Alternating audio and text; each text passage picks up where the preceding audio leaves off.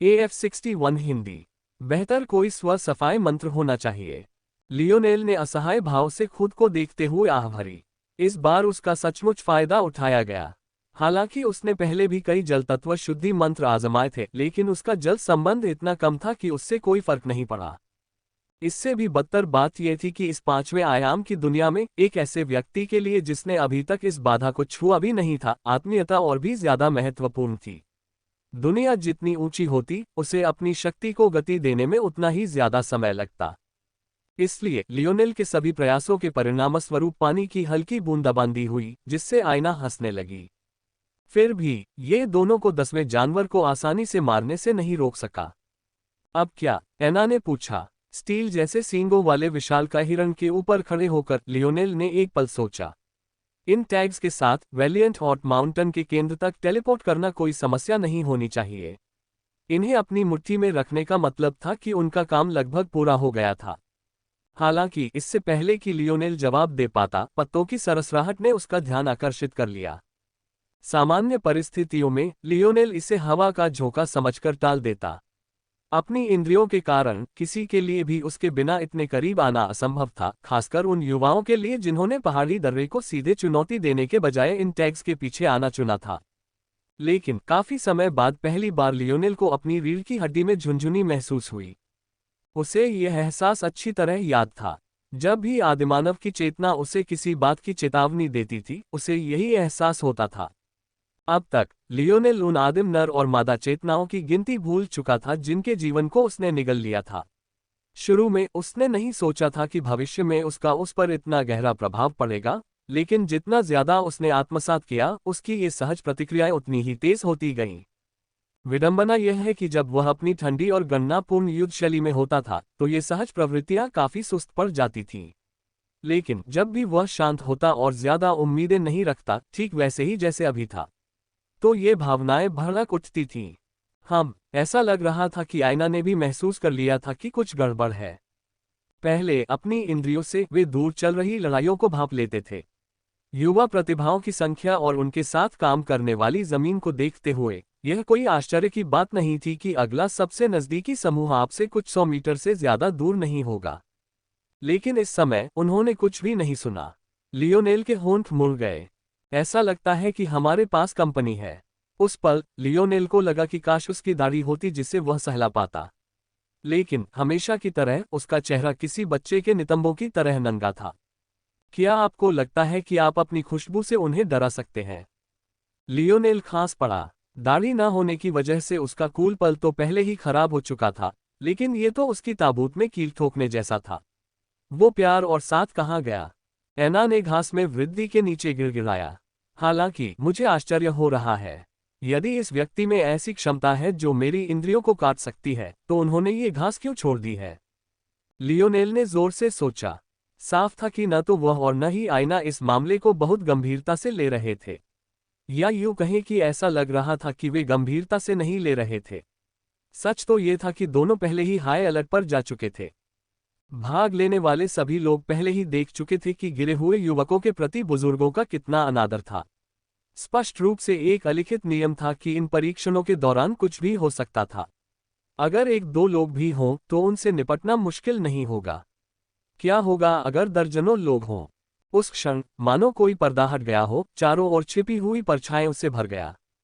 पेड़ों की छांव और हरियाली के नीचे लियोनेल ने कम से कम 30 लोगों की हलचल देखी।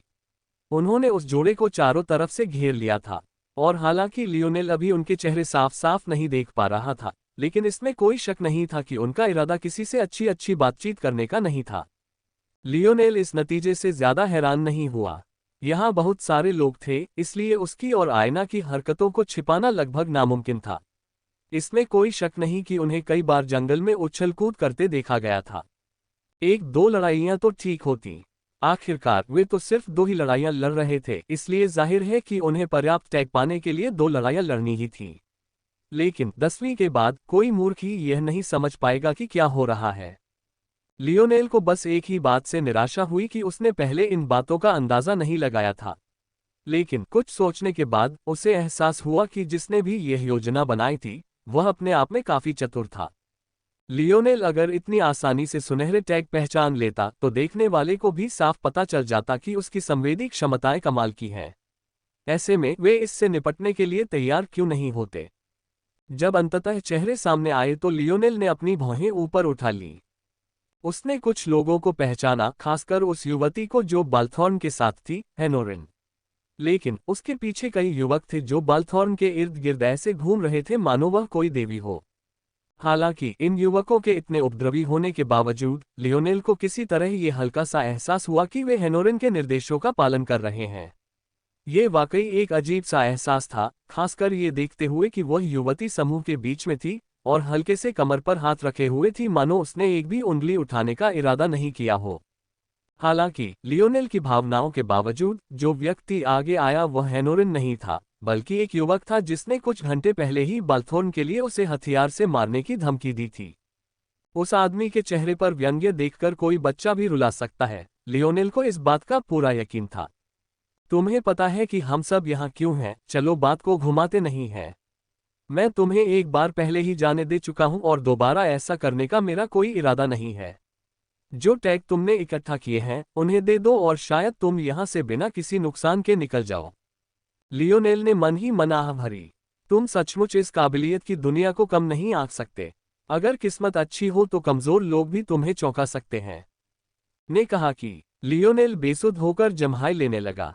हालांकि वह कुछ दिनों की नींद से अभी अभी उठा था, फिर भी उसने तुरंत भरपेट खाना खाया और फिर अगले कुछ घंटों के लिए इस शापित जंगल में संघर्ष करने निकल पड़ा। उसका शरीर इस समय इतना कमजोर था कि उसे एक और झपकी लेने का मन कर रहा था। चलो चलें, लियोनेल ने आईना से कहा। युवक के चेहरे पर व्यंग्य गहरा गया, लेकिन उतनी ही जल्दी वह जम भी गया। लियोनेल के पैरों के पास एक काला सर्फबोर्ड दिखाई दिया और उसने आईना को पकड़ लिया। सहज रूप से आईना चकमा देना चाहती थी। मैं तो मरते दम तक लड़ना पसंद करूंगी, उसने विरोध किया। लेकिन लियोनेल ने मुस्कुराते हुए उसे एक विशाल भालू की तरह गले लगा लिया जैसे ही वे आसमान में उड़े। अलविदा, लियोनेल ने हाथ हिलाया। बिल्कुल स्तब्ध रह गए। उड़ता हुआ खजाना, ये कैसा मजाक था? वे जितने भी तरीकों से चीजों के खत्म होने की उम्मीद कर रहे थे उनमें से यही आखिरी तरीका था। ऐसा इसलिए नहीं था कि वे इतने मूर्ख थे कि इसे एक संभावना मानने को तैयार ही नहीं थे, बल्कि इसलिए था कि ऐसी बात पर विचार करके समय बर्बाद करना बिल्कुल वैसा ही होता। समय की बर्बादी। ये समझना जरूरी था कि आयामों में ऊपर उठते ही सब कुछ बदल जाता है। जैसे कुछ हवाई जहाज बिना रुके एक निश्चित ऊंचाई से ऊपर नहीं उठ सकते थे, वही तर्क आयामी छंद के उड़ते खजानों पर भी लागू होता था। इन युवाओं को जिन उड़ते खजानों की आदत थी वे ज्यादा से ज्यादा चौथे या पांचवें स्तर के ब्लैक ग्रेड के ही थे। इस तरह के उड़ते खजानों की ऊंचाई पांचवें आयाम की दुनिया में मुश्किल से 10 मीटर तक ही हो पाती। ये जानते हुए भी वे इसे समस्या क्यों मानते? उनके पास ये जानने का कोई तरीका नहीं था कि लियोनेल के पास टियर 9 ब्लैक ग्रेड का खजाना है। वह किसी भी तरह का प्रतिरोध महसूस करने से पहले ही आसानी से 20 मीटर ऊपर उठ सकता था। उनके मिशन का नेतृत्व करने वाला युवक, जिसका नाम एमरेल था, भी बाकियों की तरह हैरान था। लेकिन उसने भी तुरंत प्रतिक्रिया दी। उन्हें गोली मार दो। दुर्भाग्यवश जब तक ये शब्द निकले लियोनेल और आयना जमीन से 25 मीटर ऊपर पहुंच चुके थे। हम पर्याप्त नहीं। पेड़ों की आड़ में लियोनेल पत्तों के बीच से अंदर बाहर निकलता रहा, जमीन का इस्तेमाल करके खुद को और आयना को सुरक्षित रखता रहा। हालांकि मन ही मन वह पहले से ही इस सर्फबोर्ड को बेहतर बनाने की योजना बना रहा था। उसे लग रहा था कि यह सर्फबोर्ड उसे जमीन से इतना ऊपर रखने के लिए कड़ी मेहनत कर रहा है, और अगर यह इससे ज्यादा ऊंचा होता तो पूरी तरह से गिर सकता था। सौभाग्य से जंगल का नजारा लियोनेल के पक्ष में था। नीचे के युवाओं की पहुंच से बाहर निकलने के लिए बस एक रास्ता तय करना और उसी रास्ते पर चलना था। लियोनेल न सिर्फ लंबी दूरी की क्षमता वाले लोगों को पहचान सकता था, बल्कि वह उनकी दृष्टि रेखाओं को भी अपने दिमाग में प्रक्षेपित कर सकता था। उसके बाद उनसे बचना सांस लेने जितना आसान हो गया। ऐसे नतीजे की उम्मीद न करते हुए एमरेल ने दूर से हमला करने वाली इकाइयों का एक बड़ा दल भी तैयार नहीं किया था। वह बस लियोनेल को आसमान में उड़ते और गायब होते देख सकता था। धिक्कार है। एमरेल ने एक मोटे पेड़ पर जोर से मुक्का मारा। फिर भी अपनी पूरी ताकत के बावजूद मुश्किल से कोई निशान बना। वह तीसरे आयाम के किसी नश्वर प्राणी जैसा ही लग रहा था जो ठीक यही काम कर रहा था। गंध की शक्ति, क्या मनुष्य शरीर की गंध से कैंसर का पता लगा सकते हैं? ब्रेनबेरीज। लियोनेल क्षितिज के पार गायब होते ही हेनोरिन की आंखें सिकुड़ गईं। लेकिन उसने उसका पीछा नहीं किया। वह समझ गई थी कि ये मामले लगभग खत्म हो चुके थे। अल्पविराम। लियोनेल की हंसी के कोरस के नीचे आयना ने घरघराहट और सूखी उबकाई ली। कर्म एक सुंदर चीज है। आयना ने अपने मुखौटे के पीछे से उसे घूरा, लेकिन जैसे ही वह कोई चतुराई भरा जवाब देने वाली थी, उसे फिर से उल्टी आ गई। जानते हो, अगर उल्टी करनी है तो शायद मास्क उतार देना चाहिए, बस यूं ही कह रहा हूं।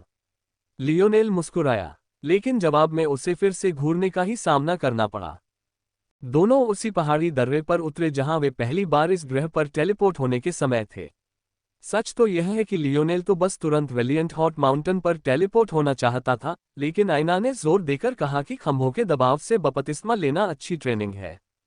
अल्पविराम। वेलिएंट हॉट माउंटेन के बुजुर्ग का मूड अच्छा था। हालांकि उन्होंने कहा था कि वे किसी भी ऐसे युवक को स्वीकार नहीं करेंगे जो इन द्वारों को पार कर सके, और उन्हें ऐसा करने के लिए 3 साल का समय दिया जाएगा, वरना उन्हें बाहर निकाल दिया जाएगा। सच तो ये था कि वे हर साल ऐसा कहते थे। ये स्तंभ वास्तव में वेलिएंट हॉट माउंटेन की पवित्र भूमि का प्रवेश द्वार थे, और केवल सर्वोच्च पद के शिष्यों को ही उस स्थान में प्रवेश करने का अवसर प्राप्त था।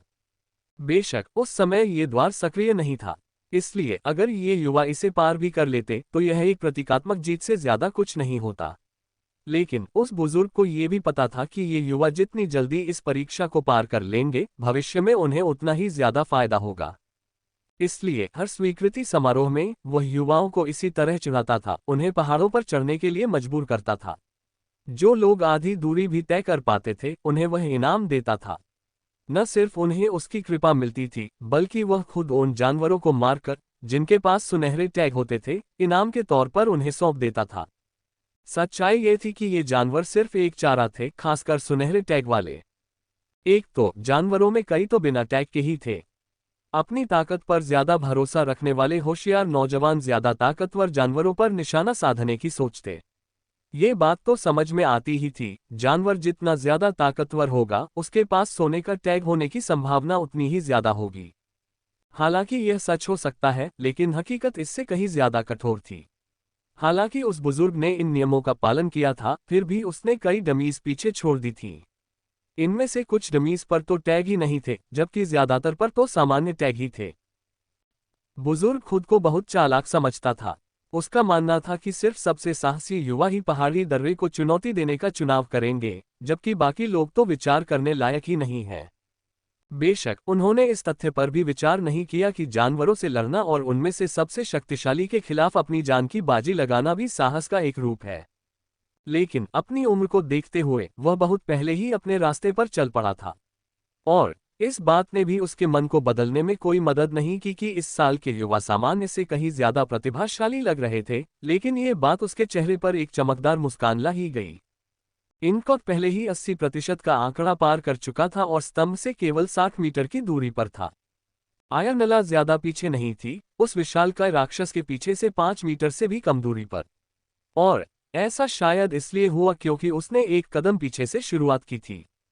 बाल्थॉर्न उन चारों में सबसे ज्यादा संघर्ष कर रही थी। उसके खूबसूरत चेहरे पर पसीने की बूंदें टपक रही थीं और उसके होठों से खून बह रहा था, क्योंकि उसका हर कदम उसे कम नुकसान पहुंचा रहा था। फिर भी वह आगे बढ़ती रही। उद्धरण चिन्ह ... बस मेरी गर्लफ्रेंड बन जाओ और मैं तुम्हें ऊपर ले जाऊंगा। चलो। रेडलेस लगभग अप्रभावित लग रहे थे। अगर उनकी पीठ थोड़ी और झुकी हुई ना होती तो दूसरे लोग सोचते कि वे सचमुच अप्रभावित हैं। लेकिन उस समय बाल्थोर्न अपनी जीभ काटने के अलावा और कुछ नहीं चाहता था। हम बुजुर्ग ने अचानक ऊपर देखा तो लियोनेल और आयना खुले स्थान पर उतर गए, उनकी भौहें भ्रम से सिकुड़ गईं। तुम यहीं रहो, तुम अभी भी घायल हो, आयना ने सख्ती से कहा। मैं चलती हूँ। वैसे भी ये तुम्हारे लिए ज्यादा महत्वपूर्ण नहीं है। तुम बस इस बदबू से दूर जाना चाहते हो, है ना? हाँ, आयना ने कुछ भी नहीं छिपाया। इस दुनिया में कोई प्यार नहीं है। आयना को खुशी हुई कि उसने उस पल मुखौटा पहना हुआ था। अगर मुखौटा न होता तो वह अपनी मुस्कान नहीं छिपा पाती। ठीक है, मैं जा रहा हूँ। सभी की स्तब्ध निगाहों के सामने एना अचानक पहाड़ी दर्रे पर तेजी से चढ़ने लगी। लियोनेल के होठों पर मुस्कान आ गई, लेकिन उसने आयना का पीछा नहीं किया। वह सही कह रही थी, उसका शरीर सचमुच इस दबाव को झेलने की हालत में नहीं था। हालांकि बाकी युवक जहां वह खड़ा था, वहां खड़े होकर इसे महसूस नहीं कर पा रहे थे, लेकिन लियोनेल की इंद्रियां इतनी तेज थीं कि वह ऐसा कर ही नहीं पा रहा था। उन खंभों की वजह से ब्रेव सिटी एक मजाक से ज्यादा कुछ नहीं लग रही थी। और लियोनेल को पूरा यकीन था कि यह इन खंभों की ताकत का बस एक छोटा सा हिस्सा ही था। ऐसा लग रहा था कि यह महज एक संयोग था कि वे बुजुर्ग उनके सामने इस तरह खड़े थे। लेकिन लियोनेल को लग रहा था कि अगर वे दूर चले गए तो इतनी दूर तक जाने की बात तो दूर रही, जैसा कि वे चारों पहले ही कर चुके थे, वे 10% रास्ता भी तय नहीं कर पाएंगे। जैसा कि कहा गया है, जब तक वे बुजुर्ग पहाड़ी दर्रे के उत्पीड़न को कम करते रहे।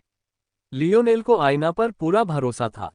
जैसे कि कोई रास्ता बना रही हो, ऐना पहाड़ पर चढ़ गई और पलक झपकते ही लियोनेल की तरफ से 300 मीटर के निशान तक पहुंच गई। उसकी हर हरकत में एक धावक का आदर्श रूप समाहित था। कोई ऊर्जा बर्बाद नहीं होती थी, कोई अनावश्यक हरकत नहीं होती थी, वह लगभग किसी मारने के लिए बनाई गई मशीन से अलग नहीं लगती थी। हालांकि लियोनेल कई गणनाओं के बाद ये तय कर सकता था कि दौड़ने का कौन सा तरीका उसके लिए सबसे उपयुक्त है, लेकिन आईना अलग थी। उसे अपनी प्रतिभा और अंतर्ज्ञान के अलावा किसी और चीज पर भरोसा करने की जरूरत नहीं थी, और वह पूरी तरह से अपने दायरे में थी। बुजुर्गों को लगा कि आईना साफ तौर पर खुद को ज्यादा आंक रही है। पहाड़ी दर्रे के प्रति इस तरह जरा भी सम्मान न रखना, यहाँ तक कि दौड़ते हुए भी ऐसे दौड़ना मानो असल में कोई दौड़ हो, मौत से जंग, वे बस इतना ही निष्कर्ष निकाल सकते थे। इनकॉथ ने भी धीरे धीरे गति पकड़ते हुए इस सीमा रेखा को पार किया था। लेकिन आयना ने सीमा पार करने से पहले गहरी सांस भी नहीं ली। बेशक इसका एक कारण ये था कि आयना की इंद्रियां उसके श्राप के कारण काफी सुस्त हो गई थीं। दरअसल अगर उसकी दृष्टि और श्रवण शक्ति इतनी असामान्य न होती तो उसकी संवेदी अनुभूति किसी सामान्य इंसान से बेहतर नहीं होती।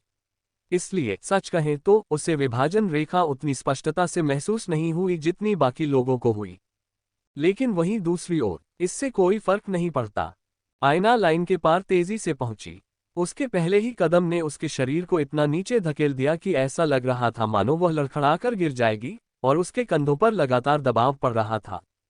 लेकिन वह जल्दी ही ठीक हो गई, और जैसे ही वह ऊपर की ओर उछली, उसकी जांघें ताकत से उभर गईं। जैसे कोई ब्लेड गिरते पानी के पर्दे को चीर रहा हो, वह एक ही छलांग में 10 मीटर आगे छलांग लगाते हुए निकल गई। लियोनेल का होंठ और भी ज्यादा मुड़ गया। कोई सोच सकता था कि आयना नहीं, बल्कि वह ये कारनामा कर रहा है। लेकिन उसके मन में दोनों में ज्यादा फर्क नहीं था। बुजुर्ग की आंखें चौड़ी हो गईं। गुरुत्वाकर्षण में परिवर्तन के बाद बिना लड़खड़ाए और उससे भी अधिक महत्वपूर्ण, बिना स्वयं को चोट पहुंचाए इतनी जल्दी ठीक हो जाना। खैर, बुजुर्ग केवल इतना ही कह सकते थे कि यह असंभव होना चाहिए था। उस पल उसे यकीन था कि आयना ने कम से कम अपना पैर तो तोड़ ही दिया होगा। लेकिन उसकी मांसपेशियां ठीक हो गईं और उन्होंने हड्डियों की रक्षा की, मानो उनका अपना दिमाग हो। उन्हें प्रतिक्रिया देने का समय क्या था? यह कोई और नहीं बल्कि आयना के पैर उठाने और जमीन पर पड़ने के बीच का एक क्षण था। चौथे आयाम के शुरुआती दौर में एक युवा लड़की के लिए इतनी तेज प्रतिक्रिया समय होना बिल्कुल भी समझ में नहीं आता था, और उसके लिए इतनी जल्दी ऐसी सहज प्रवृत्ति को निखारना तो और भी असंभव था। लेकिन जब तक वह बुजुर्ग सदमे में था, तब तक ऐना ने 40 मीटर की दूरी तय कर ली थी और 50 मीटर का निशान पार कर लिया था, और उसकी गति कम होने का कोई संकेत नहीं था। उसका शरीर चटक रहा था, उसकी हड्डियां टूटने और टूटने का खतरा था। लेकिन आयना के लिए ये सब कुछ भी नहीं था। वह एक ऐसी महिला थी जिसने अपनी हड्डियां तोड़कर, अपने आंतरिक अंगों को चीरकर और तब तक पसीना बहाकर खुद को प्रशिक्षित किया जब तक कि जो कुछ बाहर नहीं निकला वह उसके अपने खून की धाराओं से कम नहीं था। ऐसी यातनाएं, ऐसी भयावहताएं, उनका कोई मतलब नहीं था। उसने मन ही मन उन चीखते हुए जानवरों का सामना किया जैसे उसे कुछ साबित करना हो, जैसे इस समय उसके लिए उनसे साहस और आत्मविश्वास के साथ सामना करने से अधिक महत्वपूर्ण कुछ नहीं था। कठपुतली मास्टर का सामना करते हुए उसे जो डर महसूस हुआ, वह एक ऐसा दाग था जो उसके दिल में बहुत पहले से ही बैठा हुआ था।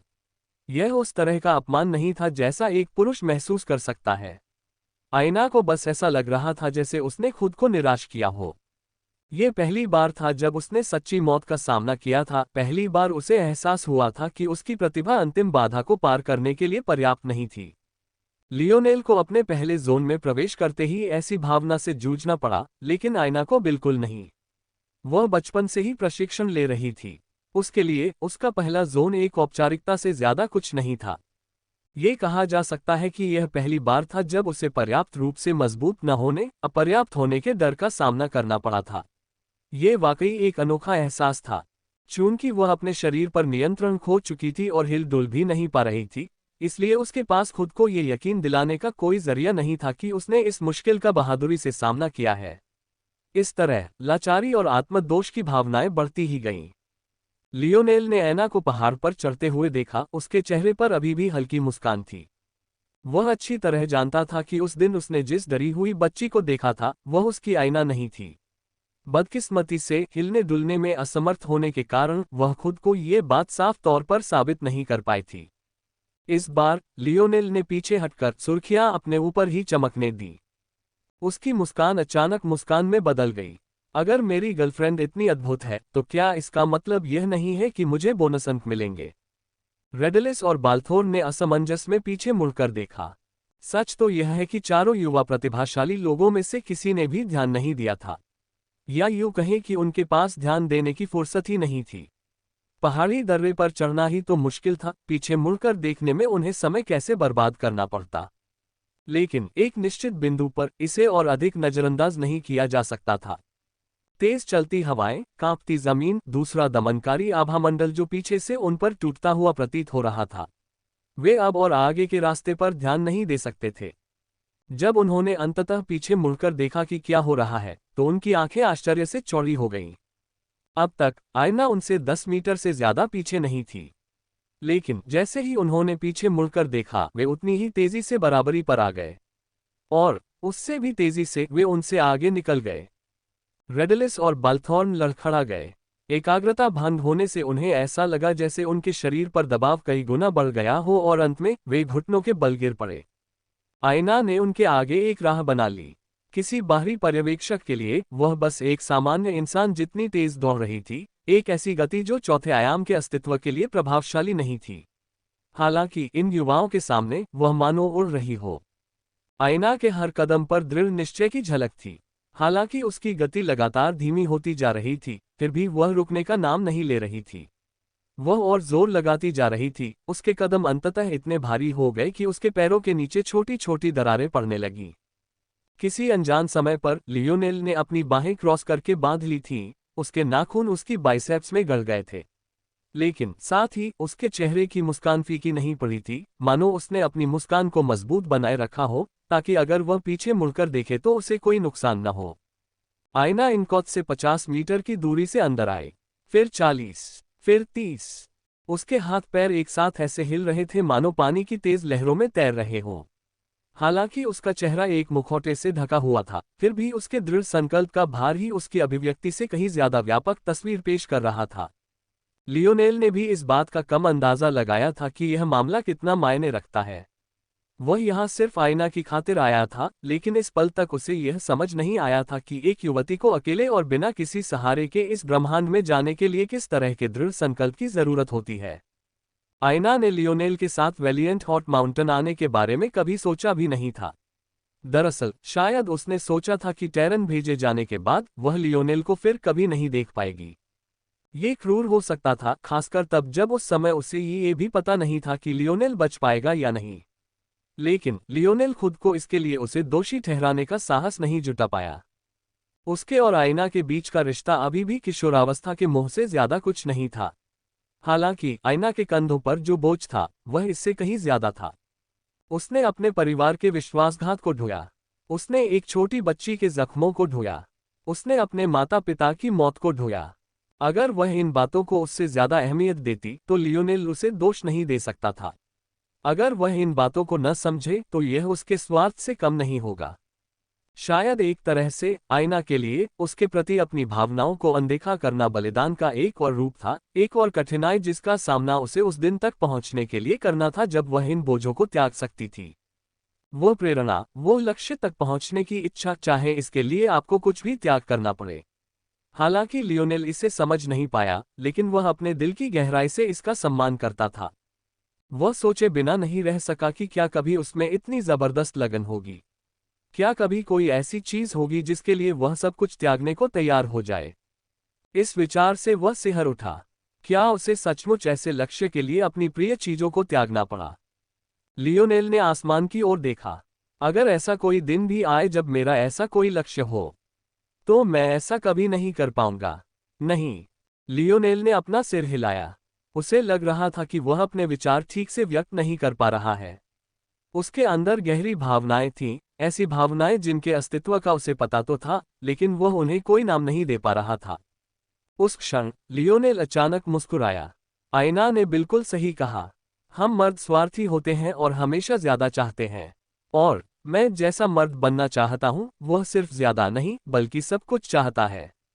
यदि ऐसा कोई दिन भी आए जब मेरे सामने ऐसा कोई लक्ष्य हो, यदि वह मुझे ऐसी स्थिति में डाल दे जहां मुझे अपनी पसंदीदा चीजों के बीच चयन करना पड़े, तो भी मैं बीच का रास्ता बना लूंगा और दोनों को चुन लूंगा। आखिरकार मुझे हारना पसंद नहीं है। लियोनेल का आभामंडल बदल गया, उसके चारों ओर एक तेज हवा का झोंका आया। एक पल के लिए पहाड़ी दर्रे के ऊपर खड़े उस बुजुर्ग ने अपनी नजरें धधकती आईना से हटा ली और एक विशाल शून्यता के बीच खड़े उस अनजान युवक को देखने से खुद को रोक नहीं पाया। अपने वर्षों के अनुभव के बावजूद उसे समझ नहीं आ रहा था कि उसने उस पल लियोनेल की तरफ क्यों देखा था। दरअसल अगर वह लियोनेल से पूछता भी कि क्यों, तो वह युवक भी जवाब नहीं दे पाता। लियोनेल के विचार शब्दों और सुसंगत विचारों में ढल गए थे, लेकिन सच तो ये था कि उसने अभी उन वाक्यांशों और वाक्यों के बारे में नहीं सोचा था। दरअसल उस समय उसका मन बिल्कुल खाली था, चेतना की किसी सुसंगत धारा जैसा कुछ भी नहीं निकल रहा था। आज का लियोनेल अभी भी इन भावनाओं को शब्दों में बयां नहीं कर पा रहा था, बल्कि ये शब्द एक कच्ची, अपरिष्कृत महत्वाकांक्षा के अलावा और कुछ नहीं थे। एक ऐसे अंकुर की पहली कली जिसे अभी ठीक से पानी नहीं मिला है। शायद लियोनेल को भी उस पल इसका एहसास नहीं हुआ होगा, लेकिन अचानक उसे आज़ादी और बेफिक्री का एहसास हुआ। वह समय बिताने और इंतजार करने में संतुष्ट था।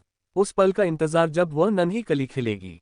आईना ने आसमान की ओर एक जोरदार चीख मारी, उसकी कुल्हाड़ी उसके नाजुक हाथों में दिखाई दी और उसने पूरी ताकत से नीचे की ओर वार किया। उसने अपने पैरों के नीचे की जमीन को चीर दिया, अपनी तलवार को मिट्टी में फंसा लिया और उसे आगे बढ़ने के लिए एक लंगर के रूप में इस्तेमाल किया। वह हवा में उछली और 3 मीटर आगे जाकर उतरी। फिर एक बार फिर उसने अपनी कुल्हाड़ी नीचे की ओर घुमाए और यही दोहराया। उसकी गति निरंतर थी, उसके दिमाग में सभी विचार शून्य थे, सिवाय उसके सामने खड़े स्तंभों की छवि के। जो लोग ये सब देख रहे थे, उनकी स्तब्ध निगाहों के सामने उसने अंतिम रेखा पार कर ली। उसके लंबे काले बाल एक उग्र आभा के नीचे लहरा रहे थे। जैसे ही वह आकाश में गर्जना करने लगी, उसकी आंखों की सफेदी फैल गई, स्तंभों की नक्काशी अचानक चमकने लगी। की दहाड़ से एक शक्तिशाली तरंग उत्पन्न हुई जिसने पहाड़ी दर्रे के आर पार रास्ता बना दिया। एक पल के लिए मानो किसी लंबी औरत का भ्रम उसके छोटे से शरीर को ढांकने लगा। हालांकि ये बस एक पल के लिए ही रहा। उसके बाद चमकते खंभों से एक तेज ऊर्जा का प्रवाह बरसा, जिसने उसके शरीर को प्रकाश की वर्षा में ढांक दिया। लियोनेल अचानक अपने विचारों से बाहर आ गया। उसकी अंगुलियों की ताकत उसकी बाह में इतनी बढ़ गई कि उसके हाथ से खून निकलने लगा। उसे कुछ भी पता नहीं था कि क्या हो रहा है, और यदि वह इस बात को लेकर निश्चिंत न होता कि यदि वह ऊपर भी चढ़ गया तो क्या करेगा, तो वह इतने लंबे समय तक निष्क्रिय नहीं बैठ पाता। खंभों के बीच खड़े सभी बुजुर्गों के चेहरे अचानक स्तब्ध रह गए। जो भी हैरानी भरी नजरें अभी उनके चेहरे पर थीं, वो और भी बढ़ गईं। जिन 4 प्रतिभाशाली लोगों को आईना ने पीछे छोड़ दिया था, उन्हें अचानक लगा कि आगे बढ़ना असंभव हो गया है। एक एक करके वे घुटनों के बल गिर पड़े, उनके चेहरों पर घोर भय का भाव था। यहां तक कि इनकॉथ, जो बिना ताकत के किसी भी बात को समझ नहीं पा रहा था, उसका दिल भी कांप उठा। हालांकि ये प्रतिभाशाली लोग गिर तो गए, लेकिन हर एक ने अपनी आंखें सीधी रखीं। ऐसा लग रहा था मानो हर कोई अपने गर्व के आखिरी हिस्से को थामे हुए था, खुद को इतना गिरने नहीं दे रहा था कि देखने की भी हिम्मत न कर पा रहा हो। आईना का शरीर पूरी तरह से रोशनियों में खो गया था। दोनों खंभों की धड़कनें और तेज हो गईं, इतनी तेज कि अब बड़े बूढ़े भी खुद दबाव को रोक नहीं पा रहे थे। अपने विचारों को और अधिक रोक पाने में असमर्थ लियोनेल ने अपनी हथेली को पलटा, जिससे उसके हाथ में एक परिचित चांदी की डिस्क प्रकट हो गई। अल्पविराम। वैलिएंट हॉट माउंटेन एक ऐसी जगह थी जो शायद लियोनेल की अपेक्षा से भी अधिक काल्पनिक थी। पर्वत श्रृंखला के पार एक बिल्कुल नई दुनिया थी, जिसके बारे में पृथ्वी के लोगों ने शायद केवल स्वप्न ही देखा होगा। वैलिएंट हॉट माउंटेन 7 चोटियों में विभाजित था, जिनमें से प्रत्येक अपनी ही धड़कन से गूंजती हुई प्रतीत होती थी। ये सभी चोटियां तैरते हुए द्वीपों से घिरी हुई थीं।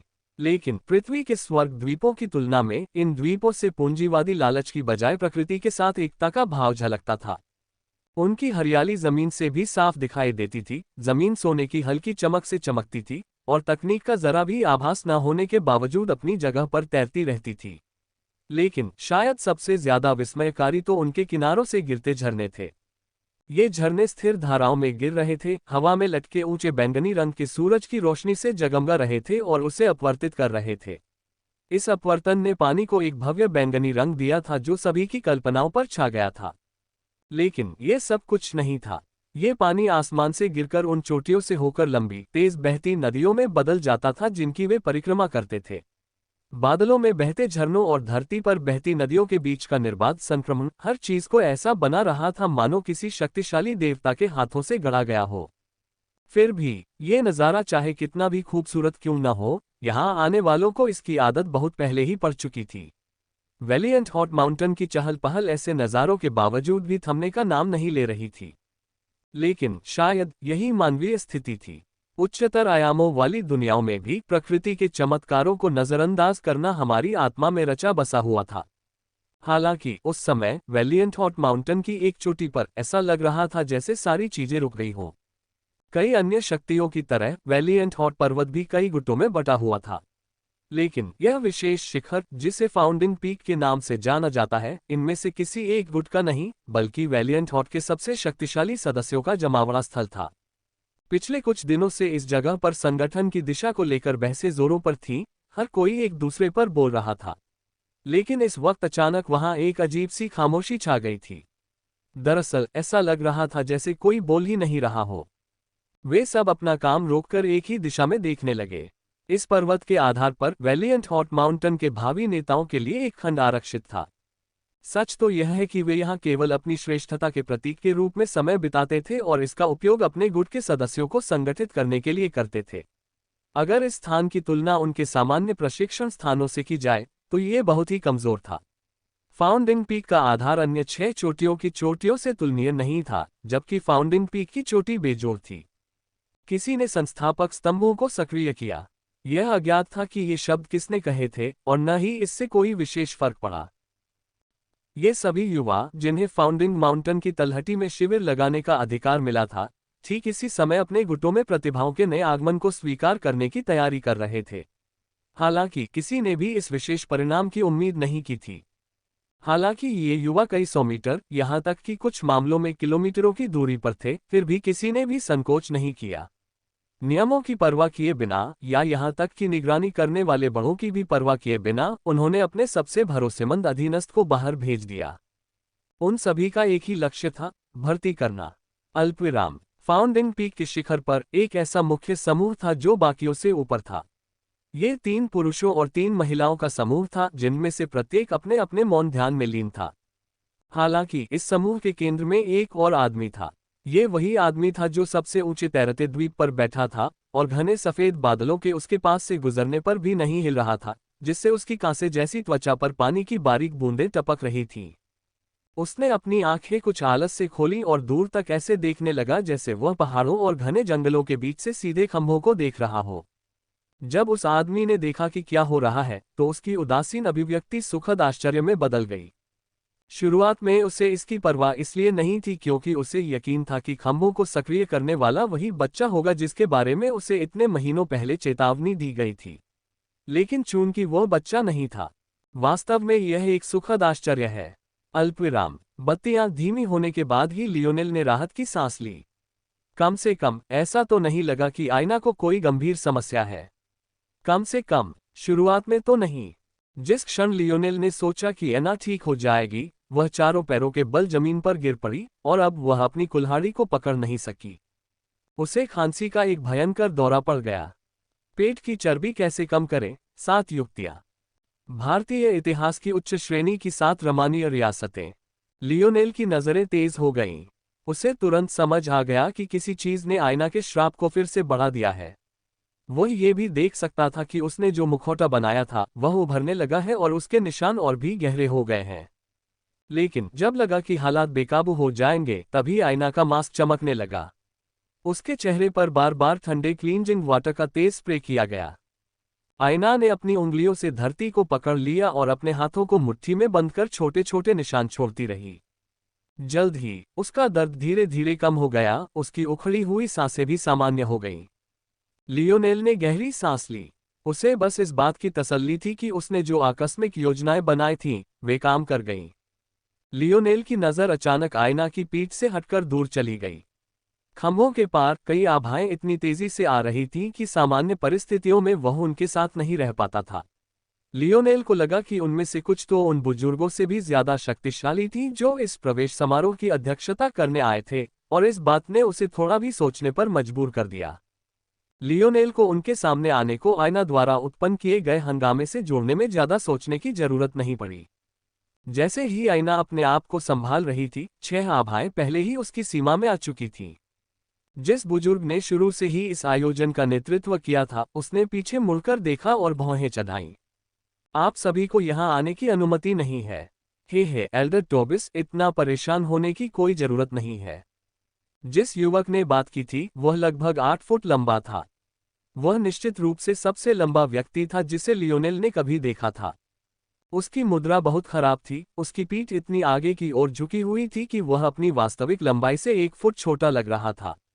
लेकिन उसका खुला धड़ अभूतपूर्व शक्ति से भरा हुआ था। लियोनेल ने सोचा कि वह अच्छे आकार में है, जैसा कि वह जीवन भर रहा था, लेकिन इस आदमी की मांसपेशियां उन जगहों से बाहर निकली हुई थीं जिनके बारे में उसने कभी सोचा भी नहीं था। उसके अंग लंबे और दुबले पतले थे, उसके पैर उसके शरीर का लगभग 1/3 हिस्सा घेरे हुए थे और उसकी टांगें उसके घुटनों से आगे तक पहुंचती थीं। हालांकि यह संभवतः इस तथ्य के कारण था कि उसकी मुद्रा बहुत खराब थी। एल्डर टोबिस ने उन युवाओं और उनके साथ आए कुछ लोगों को घूर कर देखा। उन्हें अच्छी तरह पता था कि ये युवा कौन है। किसी भी और स्थिति में वह ये देखकर कान से कान तक मुस्कुरा रहे होते कि उनके बहादुर हृदय पर्वत में इतनी प्रतिभा है। लेकिन यहाँ वे स्पष्ट रूप से एक सीमा लंघ रहे थे। अफेस्तुस। दुर्भाग्यवश इससे पहले कि टोबिस उस युवक को और अधिक डांटता, अफेस्तस ने अपना ध्यान ऐना की ओर मोड़ लिया, जो बहुत पहले ही अपने होश में आ चुकी थी। एक छोटी सी लड़की। अरे छोटी लड़की, तुम मेरे हीरो पीक में शामिल होने के बारे में क्या कहती हो? नीचे महत्वपूर्ण घोषणा है, इसे अवश्य पढ़ें। आयना कुछ कमजोर सी खड़ी थी। उसका शरीर अभी संभला भी नहीं था कि अचानक उससे ये सवाल पूछा गया। उसने अफेसिस की ओर देखा, उसकी दृष्टि शांत थी। सच तो ये था कि आयना ने यूरी से वैलिएंट हॉट माउंटेन के बारे में सुना था, इसलिए उसे इसकी थोड़ी बहुत समझ थी। अगर ऐसा न होता तो वह यहाँ आने के लिए टेरन का टिकट क्यों बनवाती? हालांकि ये भी कहा जा सकता है कि आयना के पास इस जगह को चुनने के अलावा कोई विकल्प नहीं था। वैलिएंट हॉट माउंटेन इस चतुर्थांश और कई अन्य चतुर्थांशों का अधिपति था। केवल सबसे मजबूत नींव वाले सबसे सुस्थापित विश्व ही अपने युवाओं को अपने अधिकार क्षेत्र से बाहर अन्य संगठनों में भेजने का जोखिम उठा सकते थे।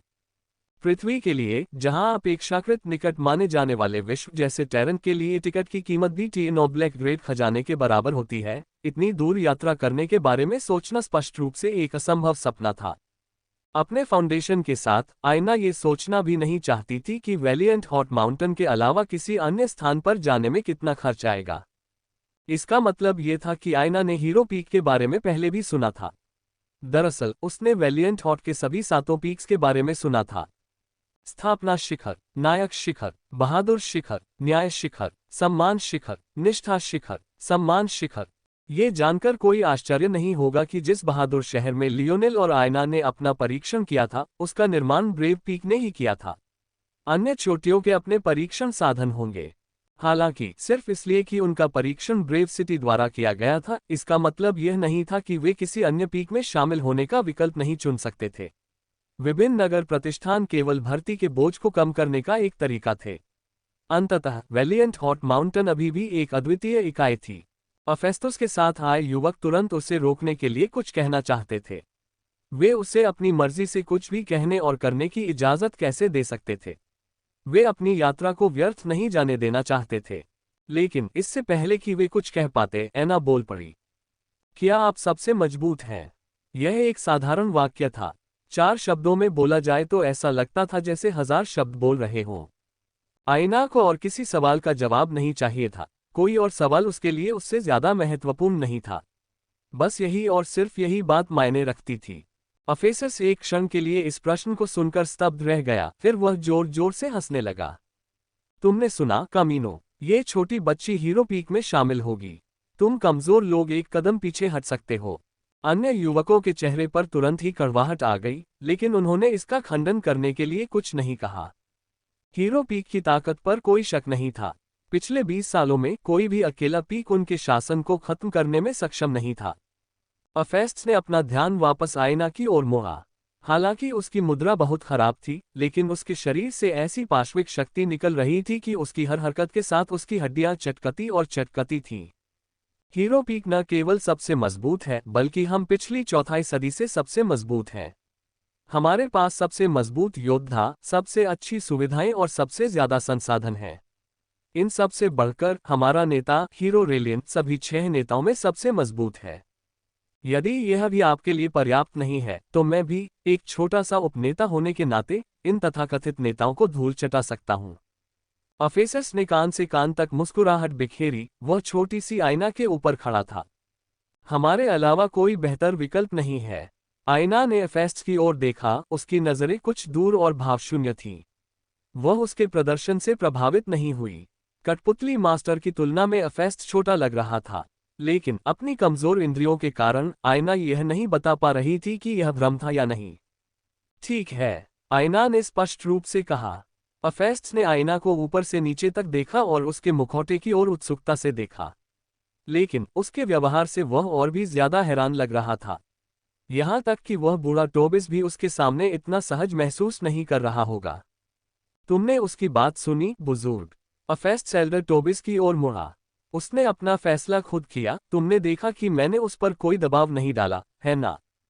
अफेसस की दांतेदार मुस्कुराहट के कारण टोबिस के लिए अपनी आंखें घुमाने से रोकना मुश्किल हो गया। इन बिगड़ैल बच्चों को इस मोड़ पर दखलंदाजी करने की इजाजत इसलिए नहीं दी जानी चाहिए थी क्योंकि उनके लिए इन युवाओं के फैसलों को छलकपट से प्रभावित करना बहुत आसान था। और जिस स्थिति में ऐसा नहीं हुआ, वहां भी भर्ती के दौरान झगड़े होने की एक मिसाल कायम हो चुकी थी। इस प्रकार ये सामान्य नीति थी कि युवाओं को कुछ दिन वैलिएंट हॉट के माहौल में खुद को ढालने और फिर अपने लिए उपयुक्त शिखर चुनने का मौका दिया जाए। ऐसी स्थिति में युवाओं को एक तरह की परीक्षा पास करनी होती, जो आईना से बिल्कुल अलग थी, जो बिना किसी परीक्षा के भी शामिल होने में सक्षम लग रही थी। लेकिन इन नियमों की बदौलत ही जो कुछ हफ्ते हिंसक होते, अपेक्षाकृत शांति बनी रही। चूंकि आईना ने अपना फैसला खुद किया था और उस पर किसी तरह का दबाव नहीं दिख रहा था, इसलिए उसके लिए दखल देने की कोई वजह नहीं थी। उसे जो दिख रहा था उसके हिसाब से, चाहे वह उसे यहां रोके या नहीं, आईना हीरो पीक में शामिल हो ही जाएगी। हालांकि वैलिएंट हॉट में कई नियम थे, लेकिन एक सबसे बड़ा नियम था जो बाकी सभी पर लागू होता था, ताकत। चूंकि एफेस्ट्स और आईना के पास राजधानी थी, इसलिए वे अपनी मर्जी से कुछ भी कर सकते थे। उस समय आईना ने पीछे मुड़कर लियोनेल की नजर से नजर मिलाई, लेकिन उसे बस एक युवक दिखाई दिया जो अपने गालों पर 2 अंगूठे ऊपर उठाए मुस्कुरा रहा था। वह इतना खुश लग रहा था मानो यह उसकी नहीं बल्कि उसकी अपनी उपलब्धि हो। आईना ये सोचने से खुद को नहीं रोक सकी कि वह काफी मूर्ख लग रहा था। यह दृश्य देखकर वह हंस पड़ी। अफेस्तस और एल्डर टोबिस उस बहादुर युवती में अचानक आए इस बदलाव से अचंभित रह गए। उन्हें अंदाजा भी नहीं था कि इस तरह के व्यवहार वाला कोई व्यक्ति इस तरह हंस सकता है। अफेसस ने अपनी भौहें ऊपर उठाईं और उस ओर देखा जहां ऐना देख रही थी। अंत में उन्होंने इस आदान प्रदान की चिंता न करते हुए पहाड़ी दर्रे पर घुटनों के बल बैठे 4 प्रतिभाशाली व्यक्तियों पर एक नजर डाली। हीरो पीक को हारे हुए लोगों की कोई जरूरत नहीं है। इस भर्ती चक्र के दौरान ये हमारी एकमात्र भर्ती होगी। अफेस्ट्स का स्वभाव पूरी तरह बदल गया। ऐसा लगा जैसे ऊपर का पहाड़ उसके साथ मिल गया हो। उसकी ऊंची हवा एक अविचल अहंकार के साथ नीचे देख रही हो। शब्द सुनकर आईना की भौहें तन गईं। उसने सोचा था कि हीरो पीक अपेक्षाकृत विशिष्ट होगा, लेकिन उसे इसकी कोई चिंता नहीं थी। लियोनेल की प्रतिभा को देखते हुए क्या वाकई कोई ऐसी विशिष्टता थी जो उसे बाहर रख सके? अगर कोई परीक्षा होती तो कोई समस्या नहीं होती, लेकिन जैसा कि अफेस्तुस ने कहा था, अब भर्ती के लिए कोई परीक्षा नहीं होगी। सच तो यह है कि अफेस्ट्स के कदम बिल्कुल गलत नहीं थे। पिछले कुछ सालों में हीरो पीक की परीक्षा में किसी एक का भी पास होना ही उसके लिए वरदान साबित हुआ था। वह आईना को पाकर पहले से ही संतुष्ट था, इसलिए उसे अब और परीक्षा में संसाधन बर्बाद करने की जरूरत नहीं महसूस हुई। हर परीक्षा में हीरो पीक से एक निश्चित राशि खर्च होती थी और ऐसे लोगों की कोई कमी नहीं थी जो ये जानते हुए भी परीक्षा देने आते थे कि उनके पास होने का कोई मौका नहीं है। इस वजह से हीरो पीक का खर्च सामान्य से कहीं ज्यादा हो जाता था। आमतौर पर यह एक साधारण स्क्रीनिंग प्रक्रिया से हल हो सकता था, लेकिन इसके लिए संसाधनों की भी जरूरत होती थी। ऐसा इसलिए भी जरूरी था क्योंकि हीरो पीक में आधार शक्ति पर नहीं बल्कि क्षमता पर जोर दिया जाता था। यही वजह थी कि स्क्रीनिंग प्रक्रिया की बजाय एक व्यापक परीक्षा ज्यादा उपयुक्त थी। लेकिन अब जब अफेस्ट को एक भर्ती मिल गई थी, और खासकर वेलिएंट हॉट की मौजूदा नाजुक स्थिति को देखते हुए, तो इन संसाधनों को क्यों बर्बाद किया जाए। अगर वे जितना हो सके उतना बचाकर उसे उन प्रतिभाओं में लगाएं जो वाकई मायने रखती हैं, तो उनके लिए अपने लक्ष्य तक पहुंचना बहुत आसान हो जाएगा। हालांकि आईना को इनमें से ज्यादातर बातों का अंदाजा था, फिर भी वह लियोनेल को पीछे नहीं छोड़ना चाहती थी। कम से कम अभी तो उसे ऐसा फैसला लेना जरूरी नहीं लग रहा था। उसे अभी ऐसे मोड़ पर पहुंचना बाकी था, और भले ही यह उसकी भावनाओं से जुड़ा ना हो और वह उन सभी को त्याग कर इस बारे में यथासंभव तार्किक रूप से सोच सके। लियोनेल के पास जो संसाधन थे वे वैलिएंट हॉट में मिलना शायद नामुमकिन था। सिर्फ उसका शुद्धिकरण जल, जो उसके श्राप को नियंत्रण में रख सकता था, एक ऐसी दुर्लभ वस्तु थी जिसकी व्याख्या करना असंभव था। हर बार जब वह लियोनेल को ये बताने की कोशिश करती कि क्लींजिंग वाटर कितना कीमती है, तो वह अपने घर में रखे टॉयलेट बाउल की ओर इशारा कर देता। यह थोड़ा गुस्सा दिलाने वाला था। बेशक आईना ने लियोनेल के बारे में उन संसाधनों के बारे में नहीं सोचा था जो वह उसे दे सकता था। पिछले लगभग 1 साल से उसे उसके साथ रहने की आदत हो गई थी। वह उसे इतनी जल्दी छोड़ना नहीं चाहती थी, भले ही तकनीकी रूप से वे एक ही जगह पर क्यों न हो। क्या आप एक और परीक्षा नहीं ले सकते? आईना ने अचानक पूछा। ये शब्द सुनकर अफेस्तुस की भौहें तन गईं। उसकी नजर आईना पर टिकने के बजाय कुछ देर के लिए उस पर पड़ी और फिर दूर खड़े लियोनेल पर टिक गई। जाहिर है उसने पहले लियोनेल को नजरअंदाज कर दिया था। यदि वह इनकॉथ और इरोलाना जैसे युवा पुरुष और महिला को नीची नज़र से देखते हैं, जिन्होंने 80% से अधिक सफलता प्राप्त कर ली है, तो वह ऐसे व्यक्ति से बात करने की क्यों सोचेंगे जिसने अभी तक शुरुआत भी नहीं की है। ये युवती भले ही प्रतिभाशाली रही हो, लेकिन उसे एक विशेषज्ञ के शब्दों का महत्व समझ नहीं आया। चूंकि उसने पहले ही कह दिया था कि वे किसी और को स्वीकार नहीं करेंगे, तो क्या यह मजाक नहीं होगा कि उसने अपने कहे कुछ सेकंड बाद ही अचानक अपने शब्द वापस ले लिए। सुनो छोटी बच्ची, तुम शायद थोड़ी प्रतिभाशाली हो, लेकिन लगता है कि तुम कुछ समझ नहीं पाए हो। अब जब आप हीरो पीक में शामिल हो गए हैं, तो आप टोटेम पोल के सबसे निचले पायदान पर हैं। यहां तक कि फर्श साफ करने वाले नौकर भी आपसे ऊपर हैं। तुम्हें क्या लगता है कि तुम मुझसे ऐसा कुछ पूछ सकते हो? शुरू से आखिर तक अफेस्ट्स ने आईना की तरफ नहीं देखा, बल्कि उसकी नजरें लियोनेल पर गड़ी रहीं, मानो वह उसे खामोश चेतावनी दे रहा हो। आईना की भौहें तन गईं। उसे इस तरह बात करना बिल्कुल पसंद नहीं था। उसे गुस्सैल स्वभाव का नहीं माना जा सकता था, न ही वह लियोनेल जितनी घमंडी थी, लेकिन इसका मतलब यह नहीं था कि हर किसी की अपनी सीमा नहीं होती।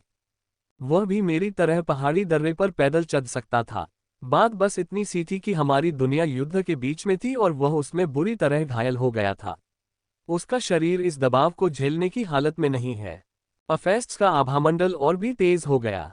क्या इस छोटी बच्ची में अब भी उससे बात करने की हिम्मत थी? एक आदमी जो सिर्फ इसलिए चुनौती से पीछे हट जाता है क्योंकि उसे थोड़ी चोट लगी है।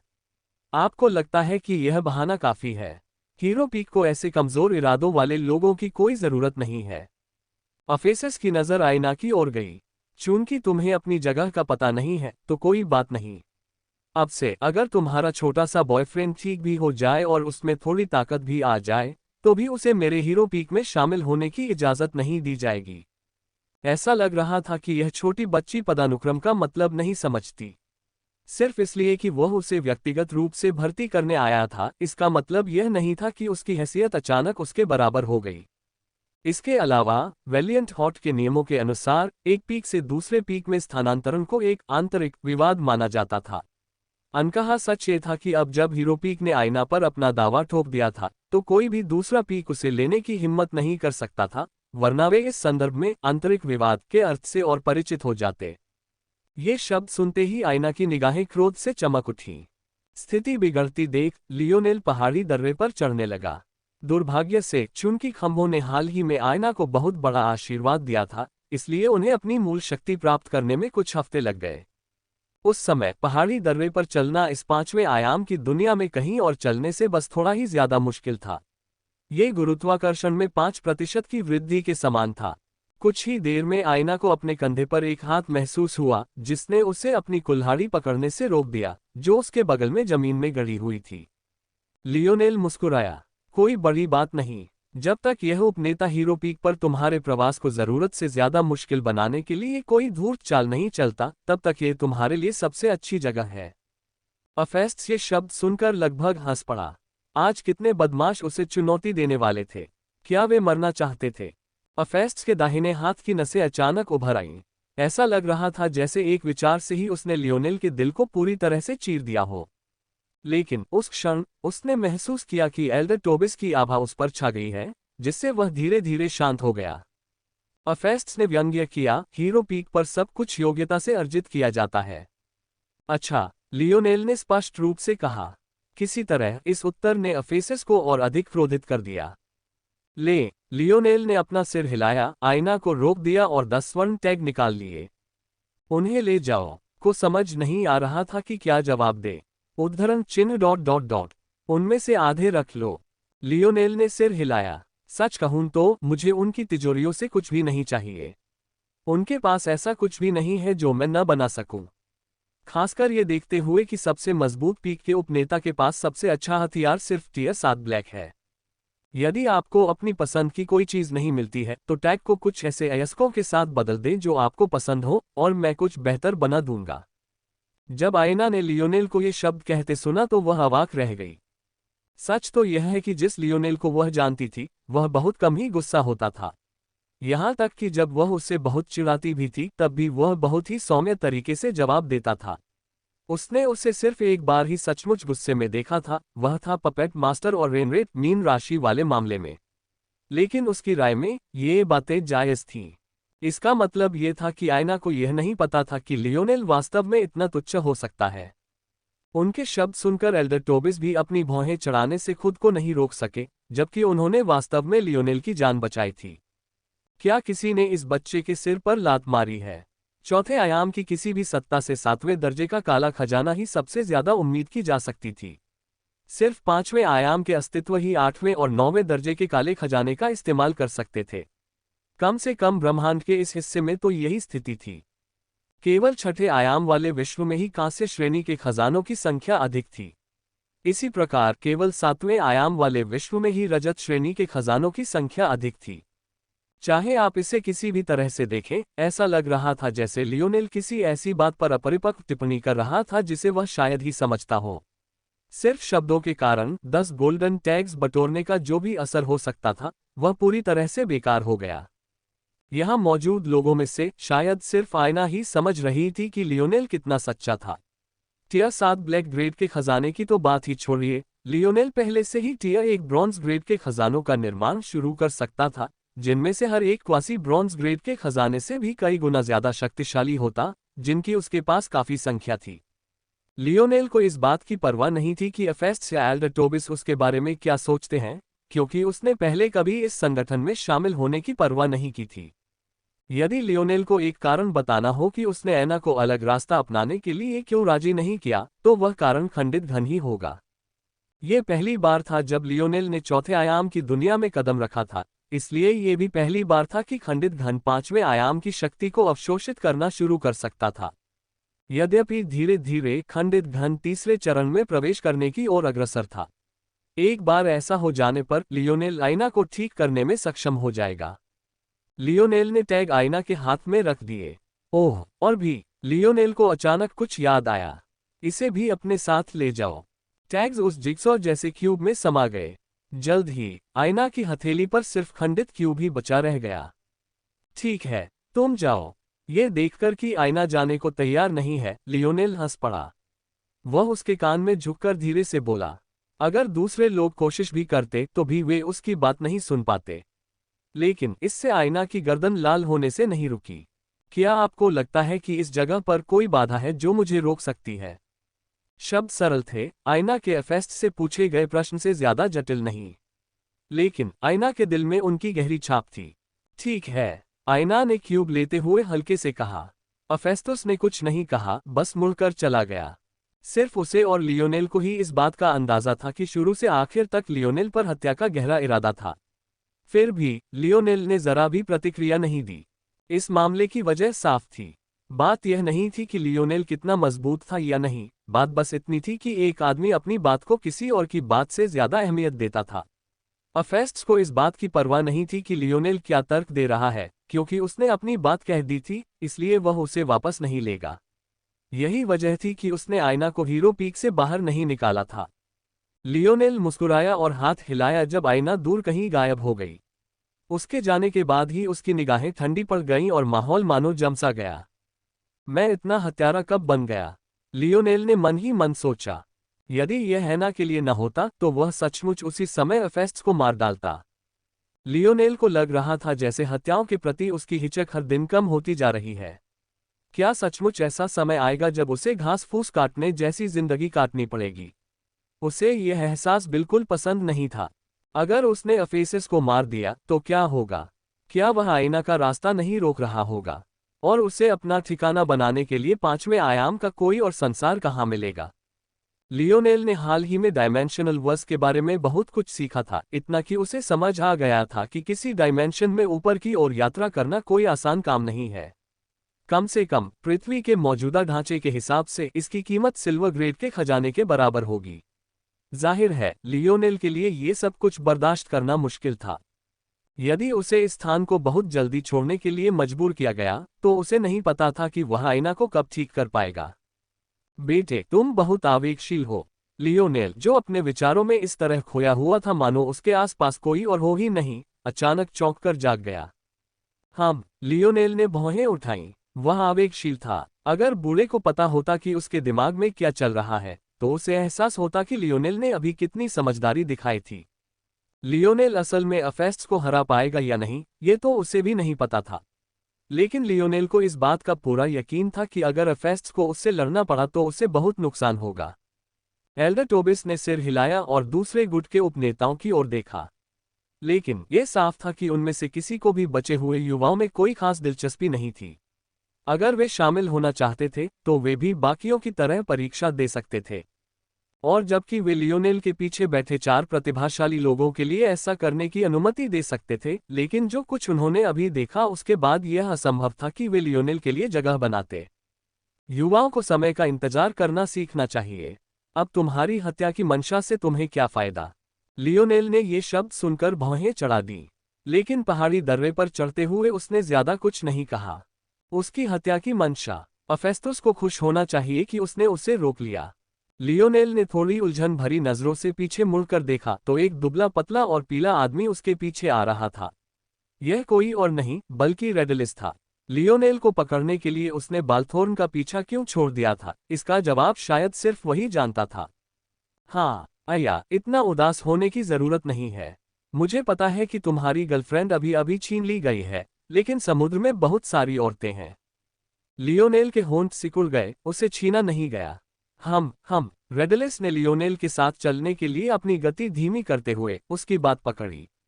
कहते हैं कि इनकार स्वीकृति का पहला रूप है। बस ज्यादा देर तक इसी में मत उलझे रहो। कोई बात नहीं, तुम्हारे रूप और मेरे हास्य के साथ हमारे पास नए छात्रों की कक्षा में लेडी किलर बनने का मौका है। जरा उस सेक्सी औरत को तो देखो। रेडलिस ने अपनी ठुड्डी कंधे पर टिकाए और बाल्थोर्न की तरफ अश्लील नजरों से देखा। वो तो तुम पर पहले से ही फिदा है, बस उस लड़की को भूल जाओ। लियोनेल ने सिर हिलाया। उसे इस बात का जवाब कैसे देना चाहिए था? इनकॉथ, इरोलाना और बाल्थोर्न पीछे रह गए। चूंकि वे किसी भी गुट में शामिल नहीं हो सकते थे, इसलिए उनके पास कुछ दिन इंतजार करने के अलावा कोई चारा नहीं था जब तक कि परीक्षाएं शुरू न हो जाएं। उसके बाद ही वे किसी चोटी को चुनकर उसमें शामिल हो सकते थे।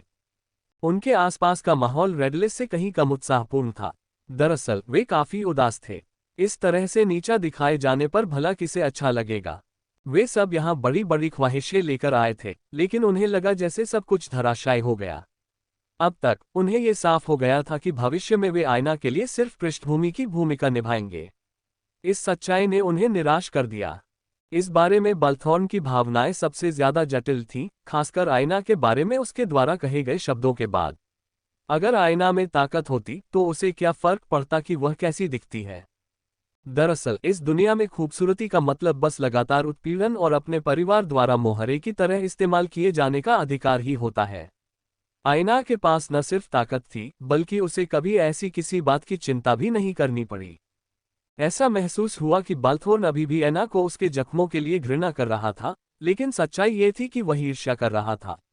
ईर्ष्या इसलिए कि उसके पास इतनी ताकत नहीं थी, ईर्ष्या इसलिए कि उसके पास इतनी स्वतंत्रता नहीं थी। आह, लगता है तुम्हें अभी भी समझ नहीं आया। तुम थोड़े धीमे हो, इसलिए अपने इस ज्यादा समझदार भाई को समझा दो। रेडलिस ने लियोनेल के कंधों पर हाथ रखा और अपने पैर की उंगलियों तक खड़ा हो गया। लियोनेल ने फिर भौहें उठाई, मैं धीमा हूं। रेडलिस को हल्की खांसी आई। मैं इससे कितनी नजाकत से कहूं। खैर, जो कोई भी सोचता है कि टीएस-7 के खजाने आसमान से पाए की तरह गिर सकते हैं, वह निश्चित रूप से थोड़ा धीमा है। खैर, सच तो यह था कि सभी ने मान लिया था कि लियोनेल ने जरूर कोई बड़ी गलती की होगी। हो सकता है कि उसकी दुनिया में हथियारों की रैंकिंग का कोई अलग सिस्टम हो। आदिम दुनियाओं में जो अभी अभी विकसित हुई थीं, यह कोई दुर्लभ बात नहीं थी। इसलिए यह संभव था कि लियोनेल के दिमाग में टीएस-7 शायद टीएस-3 या 4 का हथियार हो। दरअसल कुछ मामलों में ऐसी दुनियाएं भी थीं जो इतनी गलत जानकारी रखती थीं कि उन्होंने तीसरे आयाम के हथियारों को चौथे आयाम के ब्लैक ग्रेड के हथियारों की रैंकिंग सिस्टम दे दी। रेडलिस का मानना था कि लियोनेल शायद किसी दूसरी दुनिया से आया होगा, वरना यह नामुमकिन था कि वह टीएस-7 के खजाने के बारे में ऐसा कुछ कहे। यही एकमात्र संभावित औचित्य था। जो कोई भी असली टीएस-7 ब्लैक खजानों के साथ ऐसा व्यवहार कर सकता है, वह ऐसी जगह आने की जहमत भी नहीं उठाएगा। वे किसी छठे आयाम की दुनिया से होंगे या कम से कम उसके आसपास की दुनिया से। रेडलिस तेजी से आगे बढ़ता रहा, मानो लियोनेल को जवाब देना ही न चाहता हो। भावनाओं को दबाने का उसका तरीका वाकई अजीब था। सुनो यार, तुम औरतों पर ज्यादा भरोसा नहीं कर सकते। वे बदला लेने वाली छोटी राक्षसियां होती हैं। तुम्हारी गर्लफ्रेंड तुम्हें अभी पसंद करती है, लेकिन जब वो हीरो पीक के उन लंबे खूबसूरत मर्दों को देखेगी जो तुमसे ज्यादा ताकतवर होंगे, वैसे बहक जाना तो उनके स्वभाव में ही है। लियोनेल अवाक रह गया। उसे ऐसा क्यों लग रहा था जैसे वह फिर से जेम्स से बात कर रहा है। लियोनेल ने बहुत समय बाद पहली बार उस नाम के बारे में सोचकर आह भरी। युद्ध के दौरान उसने रॉयल ब्लू फोर्ट में ज्यादा समय नहीं बिताया था, इसलिए उसे बस इतना ही अंदाजा था कि युद्ध के मैदान में कौन है। इसी वजह से उसे पता था कि उसके साथी ठीक हैं। लेकिन जेम्स युद्ध के मैदान में नहीं था, इसलिए उसे पता नहीं था कि वह कहाँ है।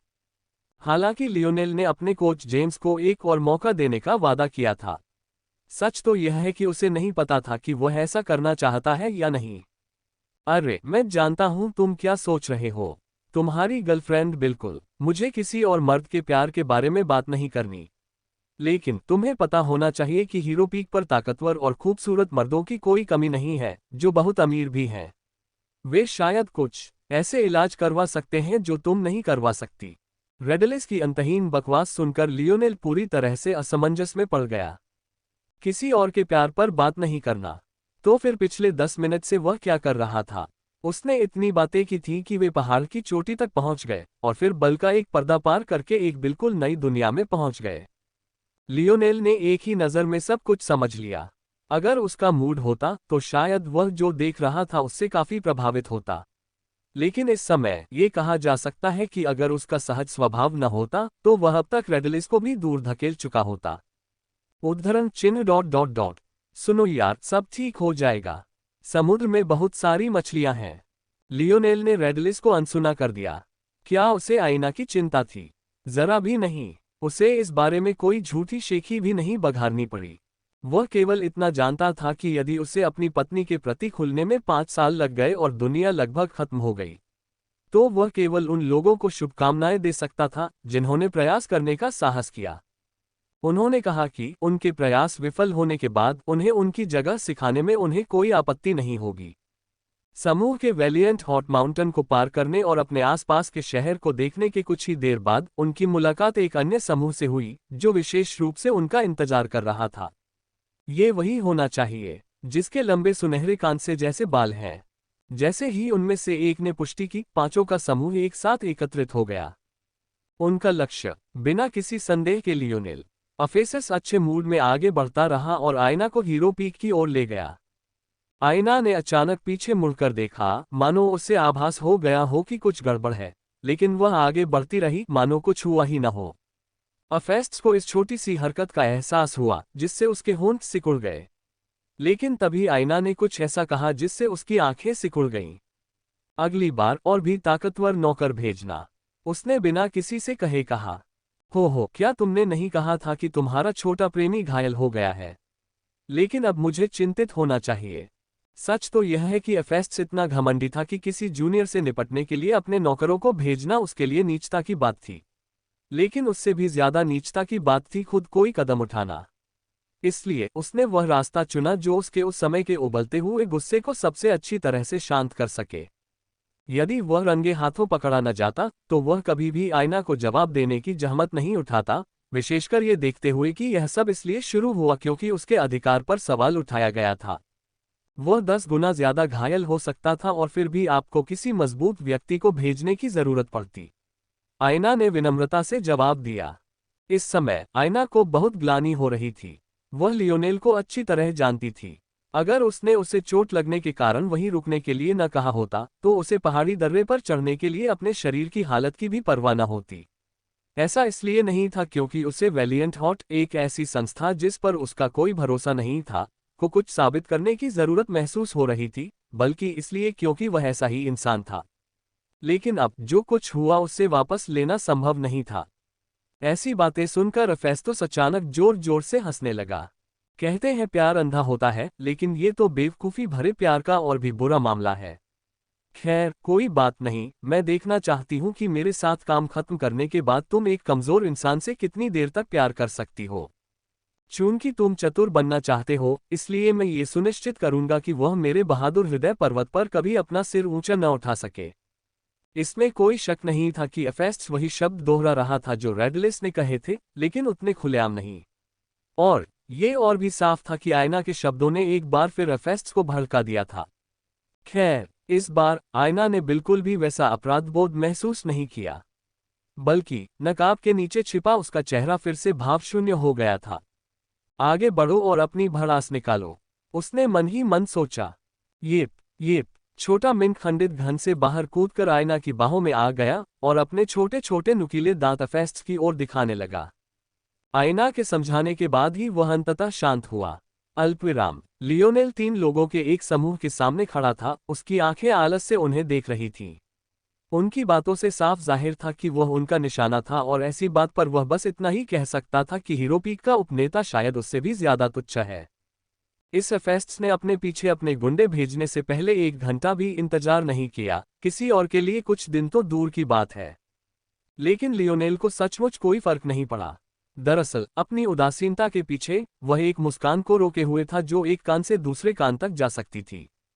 मुझे नहीं पता कि आप जैसे ताज़ा मांस ने बड़े लोगों को कैसे नाराज कर दिया, लेकिन आप इसे कैसे निपटाने की योजना बना रहे हैं। 3 लोगों के इस गिरोह का नेता लियोनेल से निपटने में लगभग आलसी लग रहा था। लियोनेल के प्रति उसकी कोई व्यक्तिगत दुश्मनी नहीं थी और उसे तो ये भी लग रहा था कि एक नए छात्र से निपटना उसके लिए बहुत ही नीचता की बात है। जब तक कोई वैलिएंट हॉट में प्रवेश नहीं करता तब तक उसे सही मायने में ये समझ नहीं आता कि जो लोग चतुर्थांश पर शासन करने वाले संगठनों में शामिल हो गए थे, तथा जो लोग छोटी दुनिया से थे और जो अधिक से अधिक चतुर्थांश के एक कोने को अपना घर कह सकते थे, उनके बीच कितनी दूरी थी। केवल एकत्रित करों के संदर्भ में वैलिएंट हॉट के पास कई संसाधन थे जो अकेले अपने धन से किसी भी दुनिया को डुबो सकते थे। इन संसाधनों के साथ नींव निर्माण की सहस्राब्दियां आईं, ज्ञान और तकनीकों का एक अंतहीन भंडार आया जिसे एक छोटी दुनिया का कोई भी व्यक्ति संभवतः समझ नहीं सकता था। अगर वैलिएंट हॉट माउंटेन को डायमेंशनल वस के आधिकारिक मानकों के आधार पर संख्यात्मक चतुर्भुजों की देखरेख करने वाले संगठन के रूप में रैंक किया जाए तो वे सबसे खराब स्थिति में भी कांस्य श्रेणी के संगठन होंगे। अगर पृथ्वी को भी इसी पैमाने पर रखा जाए तो वे ब्लैक ग्रेड कहलाने के भी योग्य नहीं होंगे। क्या आप हीरो पीक से हैं? नहीं। लियोनेल की बात पूरी होने से पहले ही बाल्थॉर्न ने कुछ कहना चाहा, लेकिन बहुत देर हो चुकी थी। लियोनेल की बगल से देखने से पहले उसने तेज सांस ली। क्या वो सचमुच इतना धीमा है? अगर उसे इतनी बुरी तरह पीटा गया कि उसका आधा पैर ताबूत में धंस गया, तो भी यही एक सवाल है जो उसे कभी नहीं पूछना चाहिए था।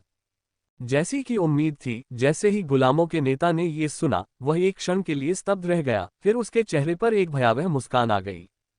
तुम्हारे अंदर बहुत हिम्मत है, जो तुम हीरो पीक का नाम यूं ही बेकार में ले रहे हो। क्या तुम्हें लगता है कि हीरो पीक जैसों के पास तुम्हारे जैसे नीच लोगों से निपटने का समय है? लगता है आप किसी ऐसे व्यक्ति के लिए बहुत नाराज हैं जो हीरो पीक से नहीं है। लियोनेल ने समान भाव से उत्तर दिया। नौकर का जबड़ा कस गया, उसकी निगाहों में हत्या का इरादा गहराता गया।